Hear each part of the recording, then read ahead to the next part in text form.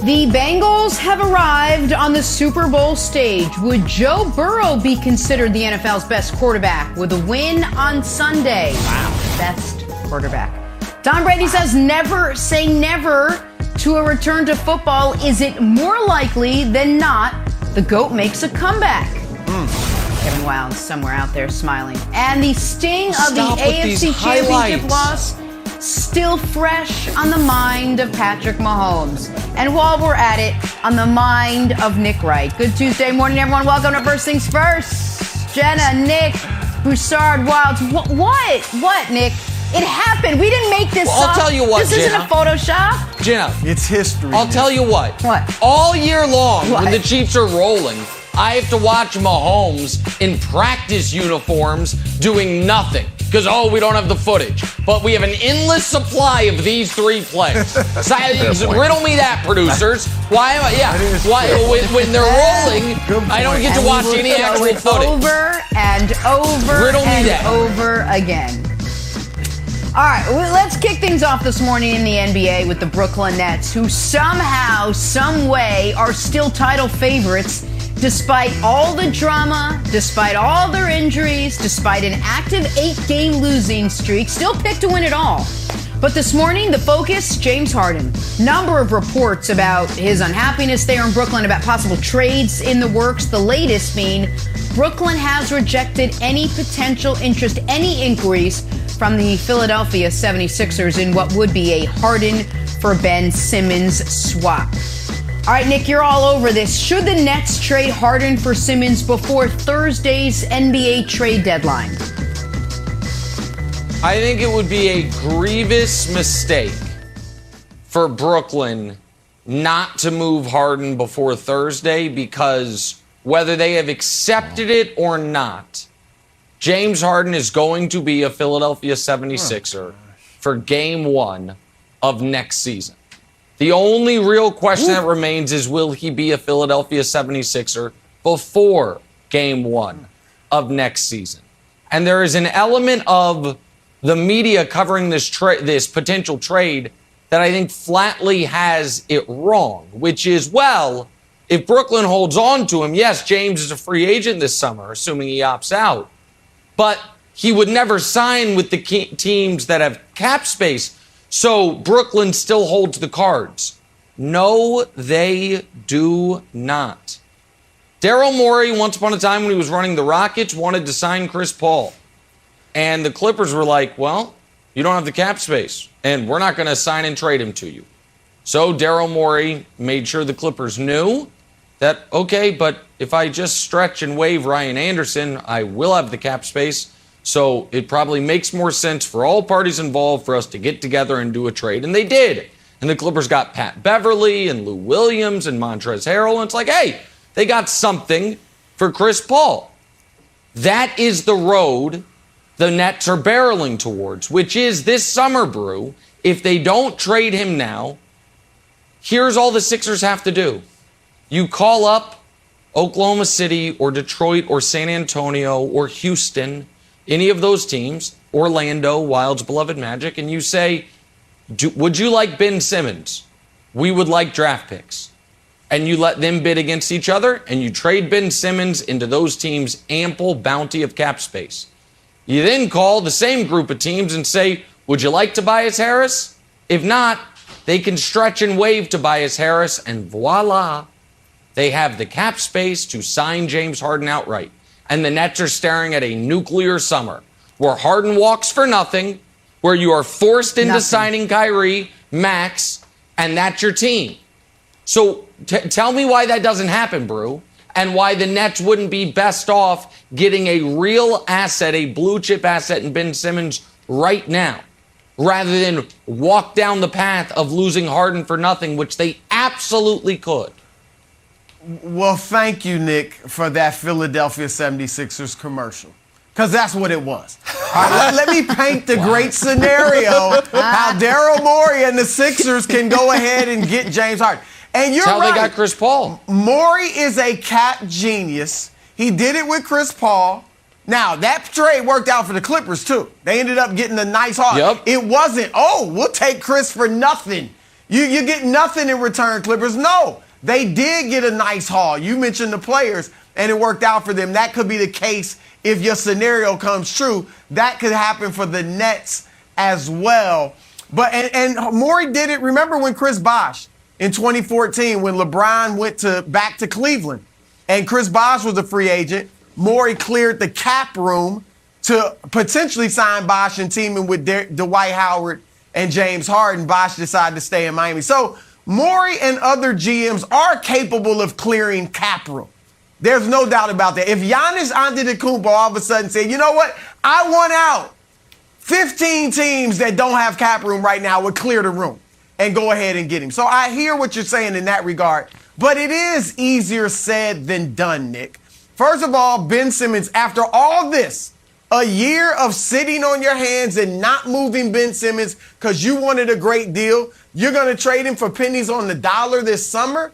Tobias Harris, 2 years, nearly $80 million left on his deal. Not going to just be easy to trade. Now, yeah, if you want to waive him and then stretch his salary out, okay. But now you basically got James Harden and Joel Embiid. And that's nice, a nice little duo. And Seth Curry but and Tyrese Maxey and Matisse Thybulle. We'll see if you keep all those guys. Because I just don't think it's as easy as you painted it to be. Nobody's going to be in a hurry to help Daryl Morey and the Philadelphia 76ers go get James Harden. I'm talking about other teams around the league. If it's worth their while, sure. But they're not just doing Morey a favor like that. So it's not that easy. Bottom line, no. The Nets should not trade James Harden before the deadline. I'm convinced that if Harden remains with the Nets this year and they trade him and he wants to leave this summer, they'll be able to do a sign and trade with Philadelphia for Ben Simmons and something else, assuming Simmons isn't traded by Thursday. Here's the deal, Nick. This is year 3 of KD, Kyrie, and now you've added Harden. The first year, KD's hurt. The second year, all the big three are hurt here and there. And now this year, Kyrie's only playing half the games because he's not vaccinated. So you have already wasted your first 2 years of this experiment with the big 2 and now big 3. I'm not punting on year 3. And as good as Ben Simmons is and could be, one, there's a question mark of where his head is at. Is he rusty? What's he going to play like this year? In home games, I give up James Harden. Now I've got one score in Kevin Durant, and that's it, because Kyrie can't play. Yeah. And so I think if you get Simmons now, that could be nice in the future, because I like him with Brooklyn in the future when he's back to being himself. But right away this year, Wilds, I don't think Simmons would come in and fit in swimmingly. So your best shot is with Harden. They're 13-3 when the big 3 play. That's your best shot for this season. Your best shot is with James Harden engaged, invested, and interested in playing for the Nets. I do not know that James Harden exists anymore. And I want to make this very clear, because maybe I didn't explain it properly. You don't need any team to do the Sixers any favor. We all agree that there are teams that would like to have Ben Simmons, particularly bad teams with a bunch of picks and cap space. You trade Ben this summer to the best available option of those, and then if no one wants to buy his Harris, you stretch and waive him. And then you are essentially, I heard Broussard say, trading Ben for pennies on the dollar. Well, you're trading him in order to get James Harden. So the reason the Nets Wilds are in such a bad spot is if the Nets call the Sixers and say, we want Ben, we want Seth Curry, and we want a pick. If Daryl and the Nets and the Sixers believe James is going to choose to come here, then they know they can get him essentially for Ben Simmons and a Tobias Harris dead cap hit. That's it. So why are you going to throw in Seth Curry or, God forbid, Tyrese Maxey or future firsts? The only reason you would throw in anything extra is because you want him for this year's playoff run. Once it gets to the summer, the Nets' negotiating power is gone. That's why I think they should do it right now. Because if you want to get any extra cream on top, you have to do it now. Or else, unless James Harden has a change of heart, James Harden loves the Sixers owner. He loves Daryl Morey. Added bonus, the Sixers hired Wilds, Jarrett the Javelin's father-in-law, Tad Brown, to be their team president. Remember when you loved Jared the Javelin? There's a little Patriots connection. He loves it. Like, there's a lot of connections to, James Harden's heyday in Houston, in Philly now. All right, so really quick, and I know we're up against the break, and I'll throw it to you, Nick. We have seen the story of franchises be go all in, right? Brady and the Bucks, go all in. The Rams, go all in. The Lakers, for whatever it's worth, did go all in with this team, signing a bunch of veterans. They weren't thinking about the future. If I'm Sean Marks, aren't I abiding by that philosophy? We're like, you know what? We're all in. Let the deadline pass. We're going to play with who we've got and try to win a championship now and worry about the summer when the summer comes. Yeah, well, maybe. But if you're talking about the history of going all in, what if your own franchise's history of going all in was less than a decade ago? You went all in for KG and Pierce, and then you were in the wilderness for a half decade trying to come back from that. I know there aren't many Nets fans, but the ones that there are might be a little scarred from that experiment. And so I think that's I think that they are right now in the denial stage. The question is, are they going to get to the bargaining and then eventually the acceptance stage that James Harden's going to leave? James Harden is going to leave. The question is when. That's where I believe the Nets are at. This summer. All right, 55 hours and counting until the NBA trade deadline. Let's see what happens. We move on. We talk some Tom Brady. Is it more likely than not that he makes a comeback after what he said yesterday? You guys hear this? We'll share it with you next. First things first. Well, it didn't take us long to wonder whether Tom Brady's retirement would stick, did it? Just 6 days after announcing retirement, Brady, speaking for the first time since walking away, cracked that door open just like a hair. I mean, he wouldn't be the first great to return to the game he dominated. A hair. Not one of mine, not one of yours, maybe Nick's, Jordan, Ali, Phelps, Tyson Clemens, Deion, Favre, Moss, they all came back. Would Brady consider it too? He was asked about it on his newly released podcast. Take a listen to this. I'm just going to take things as they come. I think that's the best way to put it. And I don't think anything never, you never say never. And, at the same time, I know that I feel very good about my decision. So I don't know how it feels 6 months from now. It may change. It most likely won't. But, I try to make the best possible decision I can in the moment, which I did this last week. And again, I think it's not looking to, reverse course. I'm definitely not looking to do that. But in the same time, I think you have to be realistic that you never know what challenges there are going to be in life. And again, I love playing. I'm looking forward to doing things other than playing. That's as honest as I can be with you there, Jim. On one hand, but on the other hand, but on the third hand, but on the fourth hand, but on the fifth hand. Wilds, your Brady return to football cup has been more than half full since he retired. How much more confident does this make you that Brady's coming back? Oh, Jenna, what did I tell you? I was out here, and everyone's like, oh, Wild, you're in denial. Pirates booty. I didn't have real popcorn. I had to raid the kids' snack drawer. Pirates booty. You're in denial. Get over it. Tom Brady's not coming back to the Patriots. It lasted a week. Pirates booty. It lasted a week, and this guy is coming back already. What did I tell you, Broussard? I said we look at two people.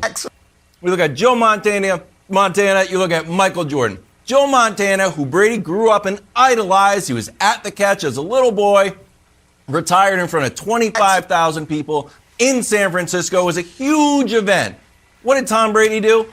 Send out a bunch of Instagram posts where he's putting hearts on all of his teammates, Bill Belichick, nightclub impresarios. And I saw yesterday, it was like, thanks, da baby, and 2 prayer signs. Like, get out of here. That is not how you retire if you're the greatest football player of all time. The other one is this.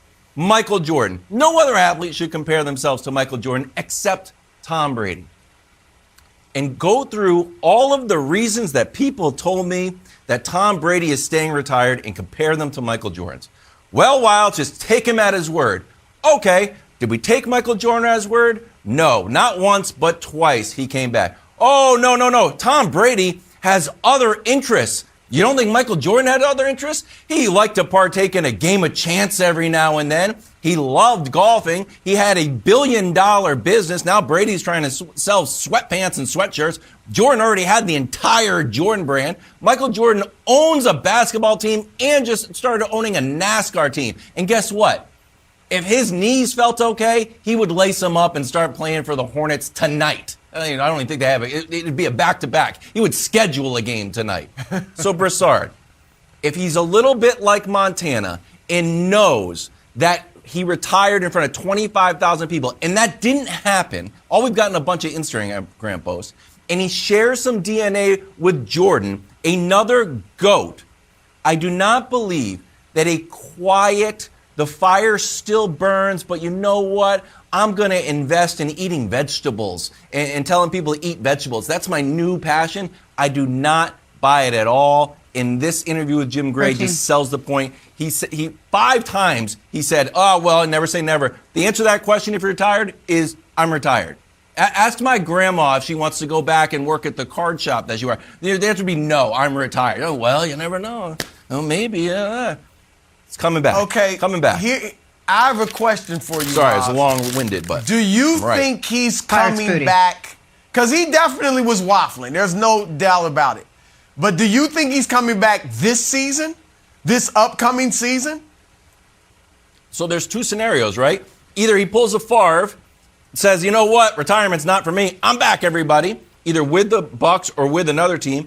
Or takes a year off, 3 scenarios, takes a full year off, like the Gronk move, like Eric Weddle, who's all of a sudden in the Super Bowl after like playing pickup basketball with his buddies, or the mid-year replacement kind of like Marshawn thing. I think that is on the board. Okay, I don't expect him back this upcoming season. I think if he comes back, it's more 2 years from now. He'll be 46 years old. And I'm glad you brought up Jordan, because obviously I think Jordan's the GOAT, and as great as he was, when he came back the second time and played in Washington. Now, when he left, we remember him shooting the shot against Utah, hand up, all that, right? Had plenty left, still was the best player in the world. But he came back, and yeah, he played well individually for a 39 and 40-year-old man, but it didn't really work out. They didn't make the playoffs 2 years. And his teammates, who grew up idolizing him with Michael Jordan posters on their wall, hated him. I was around that team, writing for the New York Times, hated him. All right? It didn't work out. And Jim Gray brought up other people, Ali. How'd Ali's comebacks, materialize when he was older?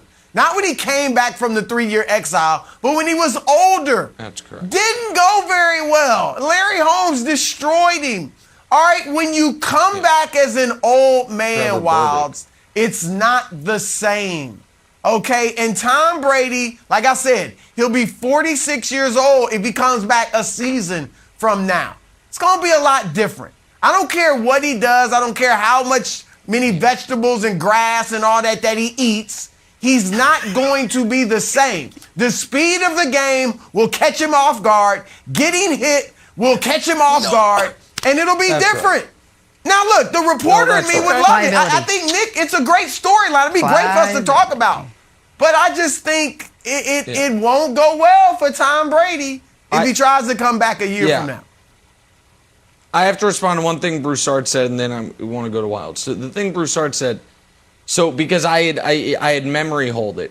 So you're telling me for Jordan, when even late in his career, as soon as Scottie Pippen wasn't on his team, he couldn't win a playoff series. Get there. That's crazy. I thought he was the greatest player ever. I didn't know. I didn't know the Wizards years counted. I just didn't know. So did Scottie come with him? Oh no, Scott. Okay, my bad. Sorry, Scottie was making conference finals and stuff at the time. Okay, all right. Now to the point. Average 20 points. Bully for him. Good for him. I'm happy. A poor man, C.J. McCollum. Good job, GOAT. Moving on. Okay, so now let's get wild to the Brady thing. Let's get to the Brady thing. Because I went through your tweet about all the greats that came back. Yeah. As a Tom Brady fan that you are, a Tom Brady, super fan, you should not be rooting for this. Now, if you think he's actually never going to retire, meaning he is going to play week 1 of next season, you can root for that if you would like. That this whole thing is a sham, a put on for Giselle and the kids, so he can then come back like, I tried it, can't do it, so be it. But all of the guys who actually retired, stepped away, and then came back. Right. It went terribly for them. Right. I'm not talking about Jordan's first time around because Jordan was so young. Jordan's first time around, to me, is a separate category. Gronk was still relatively young. Fair. But Mario Lemieux was a shell of himself. Broussard mentioned Ali. Ali, sadly and tragically, needed the money and was a shell of himself. He went 55 fights in his career, lost once, never was knocked out, and then lost 3 of his final 4. Who'd you say? Say it again, I didn't hear it. George Foreman. Who? A heavyweight champion, George Foreman. He came back. He looked okay. Okay, George Foreman came back. Champion again. That is correct. But for every one George Foreman, there is shell of himself Randy Moss, shell of himself Mario Lemieux, shell of himself Reggie White, shell of himself Deion Sanders, all of them. Like the guys who actually miss time. Because that's the thing. As great as Brady is, Wilds, part of what has allowed him to be this great is the regiment, is what we've talked about. That's why the off seasons, he's still not that present for his family. Fully engaged. Exactly right, Jenna. And Wilds, he's certainly not going to be able to sell the family on I'm retired. If this, when Giselle wants to go to Carnival, he's like, well, is there a biometrics chamber there for me? It's like, honey, you're retired. He's like, yeah, I'm retired. So, he's going to have to actually step away. And at that age, I think I said the other day, Wilds, we've never seen Tom Brady be bad. I think this is the only scenario where we see a bad Tom Brady. If he actually misses time and then tries to come back, I don't think you actually want to see that, buddy.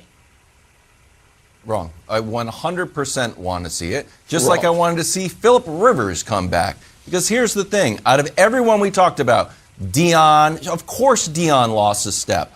Of course Jordan lost a step on defense.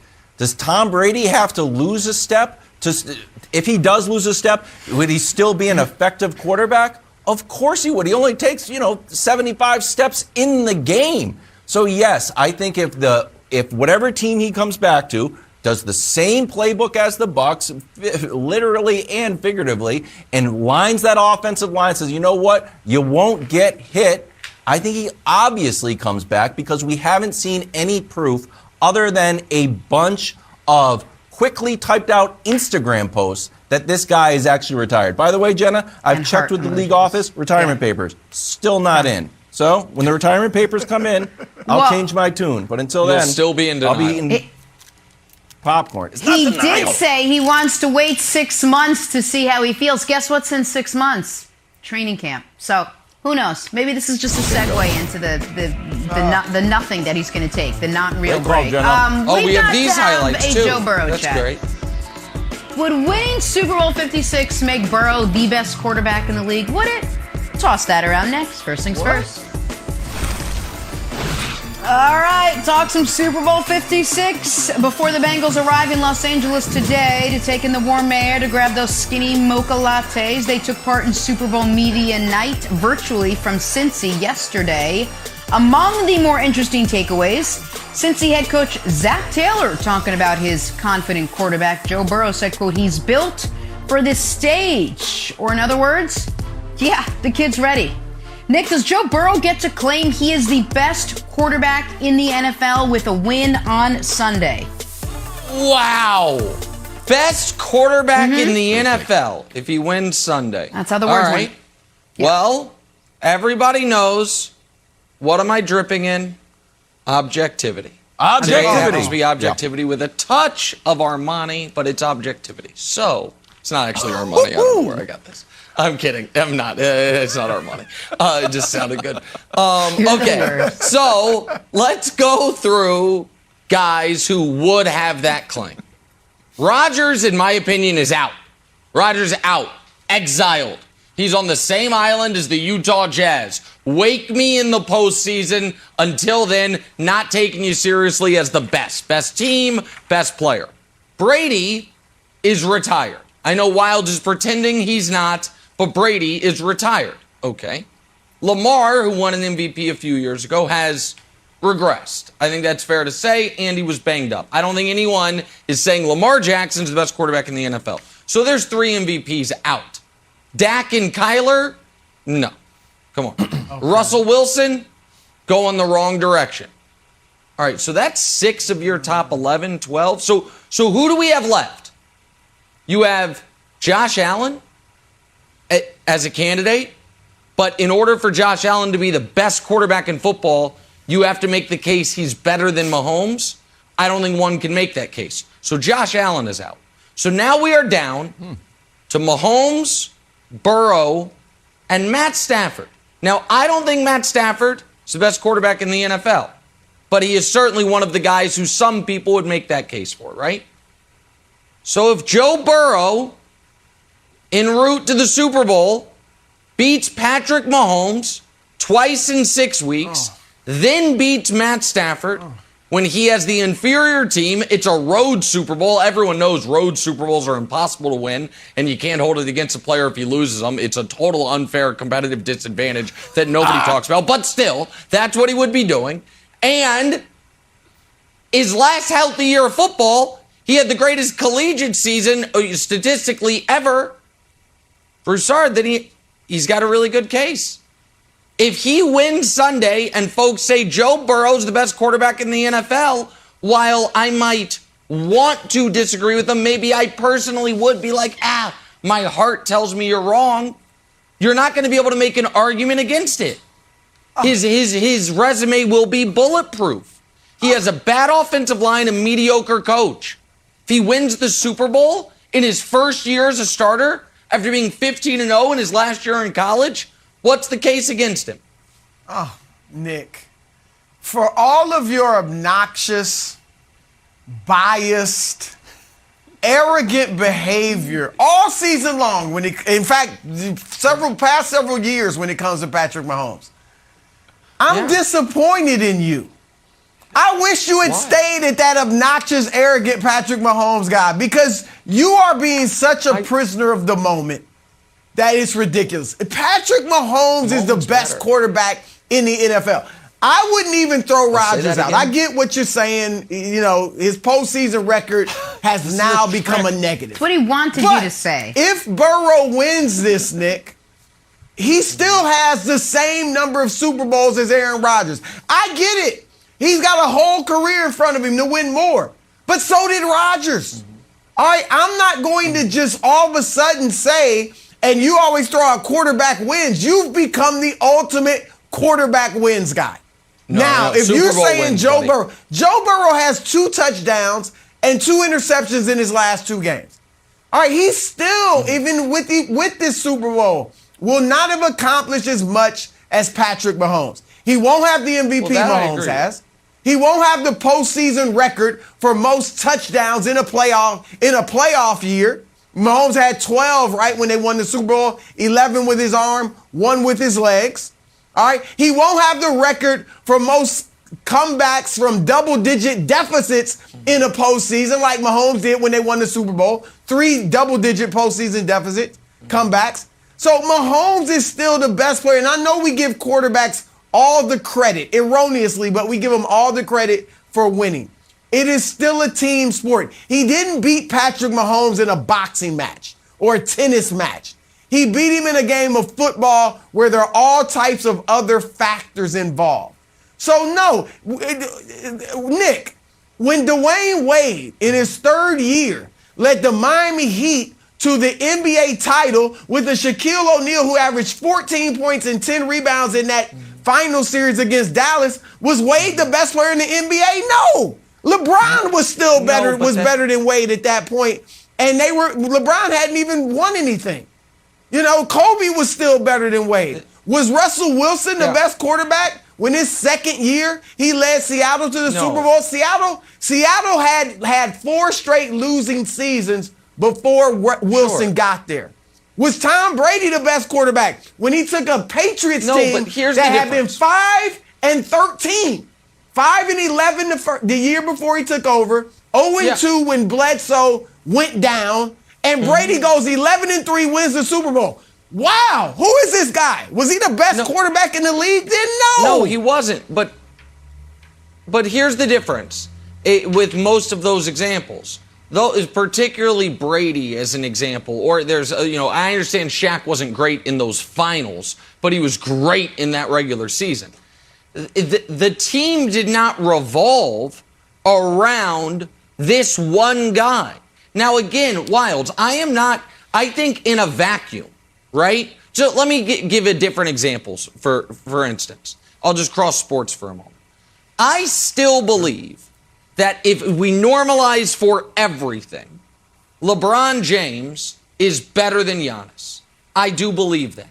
However, I have called Giannis the best player in the league all year, and pass a polygraph to that account, because there has to be a level of, okay, but this guy won, and he was the overwhelming reason his team won. Totally agree. The Bengals' offensive line is awful. I think their coaches are mediocre. Jamar Chase is awesome, no doubt about it, but I don't think he has this super team around him. If Joe Burrow, there's no kinks in his armor. He just wins, it would appear, and he puts up big numbers. So if they win the Super Bowl, and you want to say that Joe Burrow's the best quarterback in football, I think it's fair, because Wade didn't 100%. Go through LeBron en route to that title. And so I just think it's fair. I think it would be a fair statement to make. You're right. And Broussard, you have to come back to Quarterback Island. I'm here all by myself, and Nick is paddling his boat towards. I'm like, no, dude, you've been on different islands. Broussard, you got to stay with me. Here's what I think the crux of the issue is before I show some Joe Burrow stats to you, Broussard. A lot of people say there's too many trophies. Oh, trophy culture. Oh, you're corrupting the youth with trophy culture. Not OKW. You know what? More trophies. What we need is a best quarterback belt. And the belt can move around, Broussard, but if you continue to win, you get to hold that belt. Does every belt holder the best quarterback? No, but they get to hold the belt. And that's because they win games. If Joe Burrow has 2 championships, if we can show the graphic here, Pep, 2 championships in his last 2 years where he's been fully healthy, what's the argument that he's not the best? If the point is to win games, he doesn't have the arm strength of Josh Allen. He's not as elusive as Lamar. He's not as creative as Patrick Mahomes. Like, all right, well, I won a national championship and the Super Bowl. And I guess what? If the Bengals win the Super Bowl, he's probably going to be the Super Bowl MVP. So, Broussard, you and I saw eye to eye on Jimmy G. There is a certain all he does is win element to Burrow that would give him a claim to best quarterback and let him hold the best quarterback belt. All right, first of all, can we stop showing the graphic and talking about the national championship at LSU? Because that's irrelevant. All right, how many guys in the NFL were fantastic in college? It matters not. Zach Taylor, and Nick, you're dissing Zach Taylor. He's a good coach, obviously. All right, you keep killing him. He's obviously a good coach. But Zach Taylor even mentioned he played for state championships in high school. He played the national championship in college. Most of the players in the NFL played for state championships in high school. I don't want to hear about high school, and I don't want to hear about college. This is all about the NFL. And after a season and a half in the NFL, it's been great what he's done. But his numbers aren't so eye-popping. They're good. They're very good. But they're not so eye-popping that you say automatically he's the best quarterback in the league. And Nick, I'm going to take you back to Brady. Because you said, I know they had a great defense. But that same team, and Wild, you should know this, they were 5-11, Nick, the year before but when Brady was a different rookie. year, and the defense carried them. But The defense carried where was the them. defense when they were 5-11? Where was the defense for Drew Bledsoe? Drew Bledsoe was 0-2 with that team. And Brady was clear. I know he wasn't lighting it up on the statistics, but Brady was the reason for the turnaround. They went 11-3 out of nowhere when Tom Brady took over the team. So they didn't have any great receivers. You could make the argument that Brady was the reason that they turned it around. Belichick had made the playoffs one time in 6 years as a head coach before Brady became his starter. So I just think it's prisoner of the moment. And while if Joe Burrow keeps winning, to your point, Wilds, then yeah, you can make an argument. But not yet. Not after one Super Bowl. All right. Props to Nick for talking about someone being maybe slightly better than Patrick Mahomes. Oh, let's talk about Patrick Mahomes. Stop showing these stupid highlights. Should the Chiefs be the favorites to win the AFC next season? Don't be done. Don't be done. We're going to talk about them. We're next. It's first things first. The Chiefs quarterback, much like Nick, not getting over the AFC Championship collapse anytime soon, clearly. But unlike Nick, Mahomes did participate at the Pro Bowl, talked about how much this one will sting, said, quote, I don't think I'll be over it until we're playing in another Super Bowl. Said he'll use it as motivation going forward.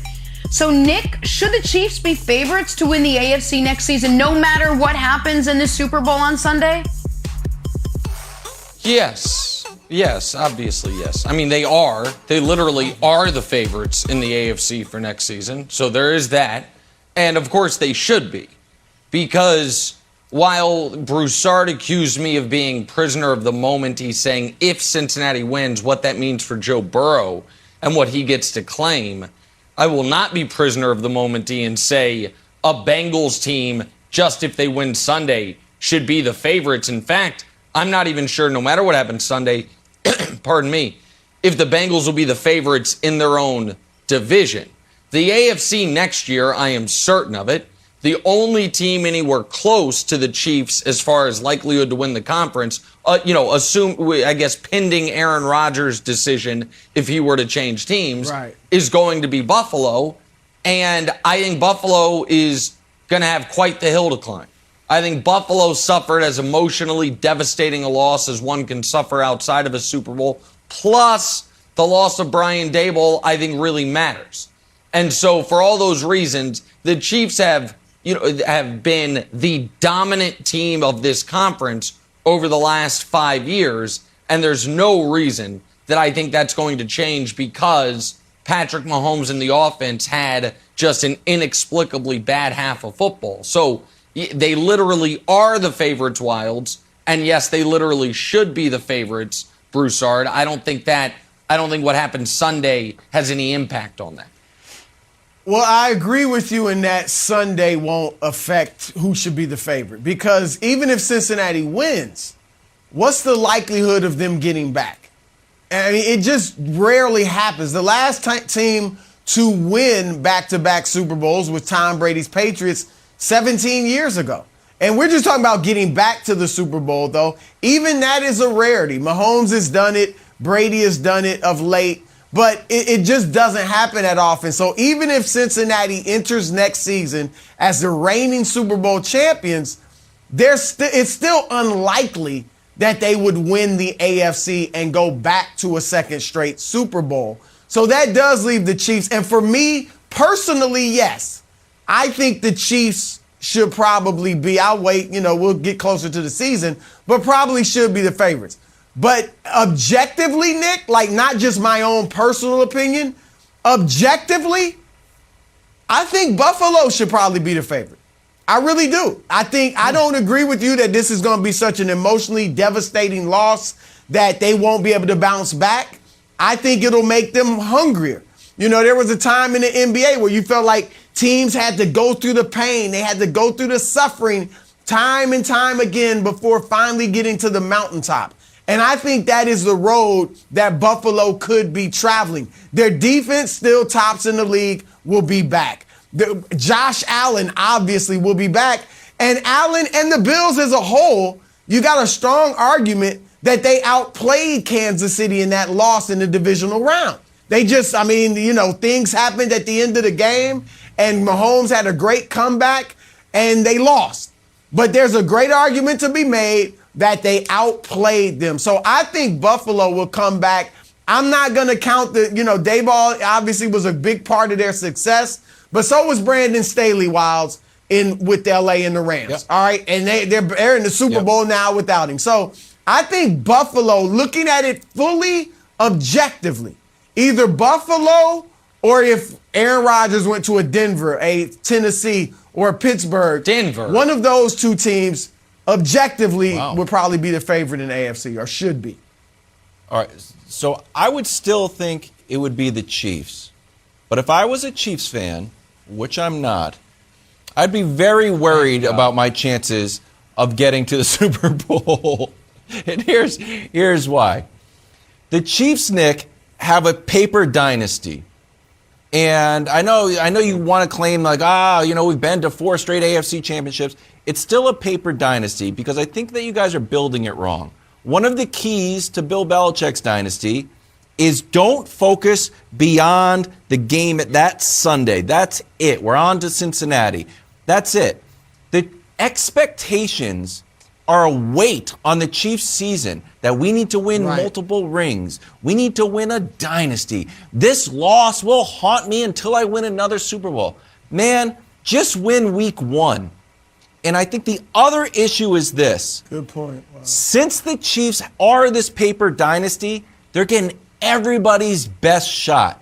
They're a little bit like the Conor McGregor of the NFL. Conor McGregor, big star, still probably the face of Ultimate Fighting. Also has lost 3 of his last 4 fights. Why?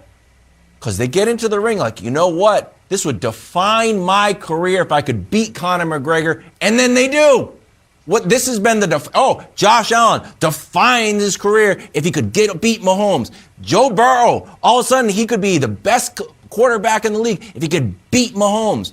The idea that Mahomes is this kind of great quarterback that we've put on a pedestal just makes everybody else want to knock him down. So it's a little bit of you guys are too good for your own good. You're getting everybody's best shot. You got this huge expectations to win a lot of rings. It's not the way to build a dynasty. It's not. 1 week at a time. No, we don't. That's from someone who. I think, and I don't say this often, but I think Wilds makes a good point in that I think the Chiefs would have a far smoother path if they just had a quarterback that no one takes seriously or cares about beating like Mac Jones, because then you can surprise some teams. Oh, wow. But and there it is. All things being equal, I think I would rather have the best quarterback in the league. All things being equal, I think I'll take the downside that comes with having the most talented guy to ever play the position.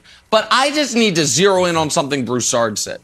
Did you say that if Aaron Rodgers goes to the Broncos or the Steelers, they become AFC favorites? Did you say that? After I heard you all year say Rodgers can't be trusted in the biggest spots, and then you were proven correct with how he played, you're now saying if you put Aaron Rodgers on a 500 team, they're the favorites? Is that what you said? I'm saying if it happens, I'd have to weigh them against Buffalo, but I give them a shot. I think a new change of scenery will be good for Aaron Rodgers. If he went to Pittsburgh with Mike Tomlin, they couldn't be the favorites? They couldn't be the favorites?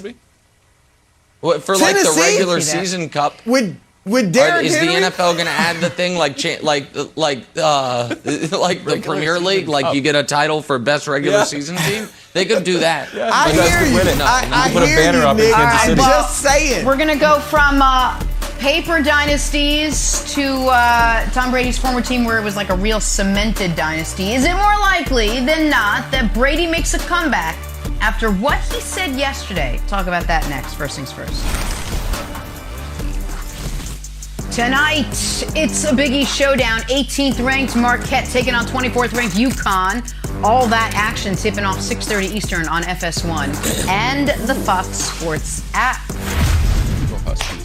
Well, guys, didn't take long to wonder whether Tom Brady's retirement was for real or not. Just 6 days after announcing that he was walking away, Brady, speaking for the first time since doing so, cracked that door open a little bit, just a little bit. Now, this wouldn't be an unprecedented move. Someone of his caliber returning to the sport he loves. Guys like Jordan and who else? Ali, Tyson, Dion, Moss, they all came back. Would Brady consider doing it too? He was asked about it on his newly released podcast. Take a listen to what he had to say. I'm just going to take things as they come. I think that's the best way to put it. And I don't think anything never, you never say never. And, at the same time, I know that I feel very good about my decision. So I don't know how it feels 6 months from now. It may change. It most likely won't. But, I try to make the best possible decision I can in the moment, which I did this last week. And again, I think it's not looking to, reverse course. I'm definitely not looking to do that. But in the same time, I think you have to be realistic that you never know what challenges there are going to be in life. And again, I love playing. I'm looking forward to doing things other than playing. That's as honest as I can be with you there, Jim. Kevin Wildes, 5 seconds after you heard this announcement a couple days ago, you were like, yeah, I don't buy it. How much more confident does hearing what Brady had to say just there make you think he's coming back? Oh, Wildes, you're in denial. You can't accept the truth. You're like a divorced kid where the parents want to get back together. You're holding out these dreams. You don't know what you're talking about. You're not an astute follower of sports history, which is littered with stories Puts another one in. of great players retiring and then coming back. And that's exactly what Brady is going to do. He didn't slightly crack the door. What we realized in that quote was he never fully shut the door to begin with. And it was pretty obvious when the greatest football player of all time said, you know how I'm going to announce my retirement? On Instagram. That'll be great. That'll be fantastic. Now, granted, Joe Montana had a full-on, basically a parade with 25,000 people in attendance in San Francisco. But not me, Tom Brady. I am going to announce on Instagram. Emojis. And when DaBaby says, oh, one of the greats, I'm going to say, oh, thank you, DaBaby. That is going to be the way that I doff my cap to all of the great players and celebrities and nightclub impresarios and cryptocurrency influencers that say, thank you, Tom Brady. I'm not buying it. Not buying it one iota. So there's 3 scenarios, Broussard. You can pick one, and staying retired isn't an option. Idea number 1, he just comes back. It's kind of like Favre. Like, you know what? Said I was retired. Didn't stick. I'll be there week 1. Option number 2, little mid-season replacement. You take off a few weeks, then something happens to some quarterback, a la Phillip Rivers, who was also retired, who also had more left in the tank. And when Jameis went down, what were the news reports? Hey, I'd listen. I know I retired. I had a great career, but I would listen. We have that option. And option 3 is sit out for a year, recharge your batteries, see if you like being the greatest football player of all time or selling sweatpants. I don't know. I think you might lean towards coming back and being the greatest football player of all time. He's got more in the tank. I never bought the retirement. And from that audio that we heard with Jim Gray, Tom Brady never closed the door on playing again. All right, Wiles, it ain't option 3, and I'll get to that in a moment. But Okay. you are That's out. right 2 more. that Brady, he clearly left the door wide open. All right, like wide open to come back. I'll give you that. But for your sake, and for all Tom Brady fans, it better be option 1 or 2 where he either starts the season this upcoming year or he joins somebody mid-season. Okay, because if he sits out an entire football season and comes back to play at 46 years of age, I don't think it would go that well for him. And you guys know, Correct. I picked him to be the preseason MVP this year. So I expected him at the age of 44 to play great, and he did. Okay, so I'm a believer in Tom Brady, but sitting out a year at this age, I just don't think you come back the same player from that. I think the speed of the game would be a shock to him. I think getting hit would be a shock to him. And so whenever the greats, and Jenna, you mentioned, Jim Gray mentioned it in the podcast, Muhammad Ali, Michael Jordan, Mike Tyson were the three that Jim Gray mentioned. When they came back as younger fighters or players, it was fine. But when they came back as older fighters, I could throw Sugar Ray Leonard in there as well.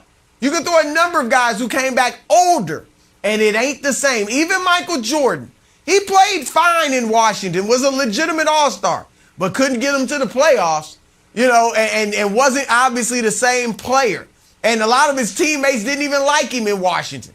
All right, Muhammad Ali, embarrassments, Larry Holmes, Trevor Burbick, Sugar Ray Leonard, Hector Camacho. Like, we could go on and on, Wilds. When you're older, you just don't recover as quickly. So Tom Brady better get out of retirement pronto if he wants to come back as a top player, Nick. But he can't wait a year, or I think he's going to get his feelings hurt if he comes back a year from now. Yeah, I agree, and I want to talk about Brady, but real quick, because that was like standard definition, not HD, so I had trouble seeing it. Was that footage of Michael Jordan in a Wizards uniform? I didn't know that. I thought that didn't happen. I thought. So wait, so he played for them and missed the playoffs? That was nice. Wow. Well, that's amazing. The mid-range. So how they do in the what's that? Hold on, what's that?